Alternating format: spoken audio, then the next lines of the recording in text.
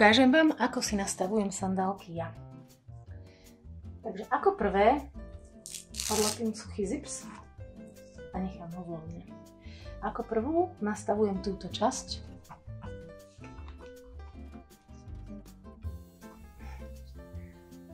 Ak je mi príliš tesná alebo voľná, viem ju tuto dotiahnuť na jednu alebo na druhú stranu. Ja ju mám tesnú, takže trošku ju povytiahnem smerom sem. Vyskúšam.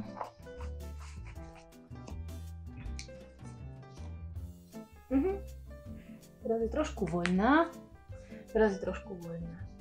Takže znovu naspäť.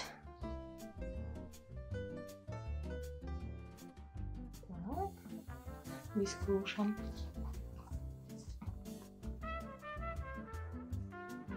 Teraz je to fajn. Teraz ideme na túto časť. Túto časť mám tiež, sa mi zdá, trošku na voľno, takže keď ju chcem dotiahnuť, trošku z nej to povytiahnem. Tak. A vyskúšam.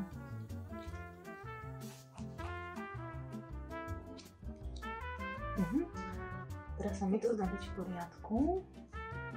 Ako poslednú nastavujem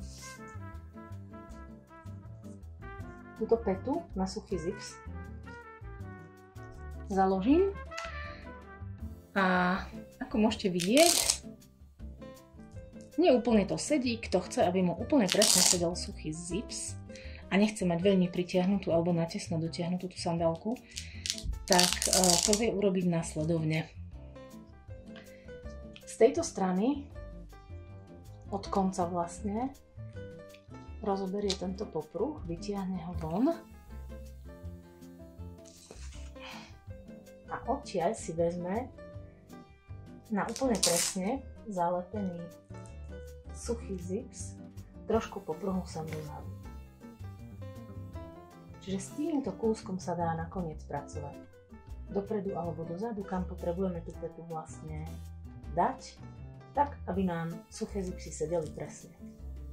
Teraz, keď máme pocit, že je to OK, vyskúšame, keď sa nám to zdá byť veľmi na voľno, tak môžeme zase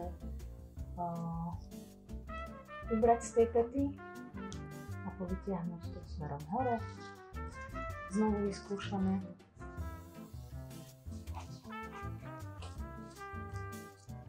No, teraz cítim to lepšie.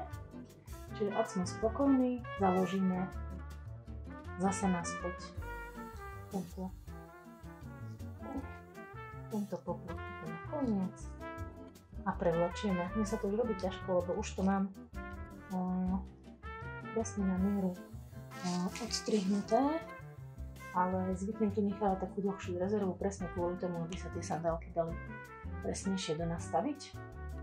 Čiže na záver sa takto prevlečú cez pracku, odstrihnú, po prípade sa celá pracka vie preniesť aj s tým zvyšným popruhom až tu na druhú stranu, kde môže ostať, alebo sa môže prevliecť tu znovu naspäť a ostať tu niekde na konci, ako sa komu páči. Tak, snáď sa to dalo z tohto videodukovať. Držím prsty a prajem šťastné nosenie.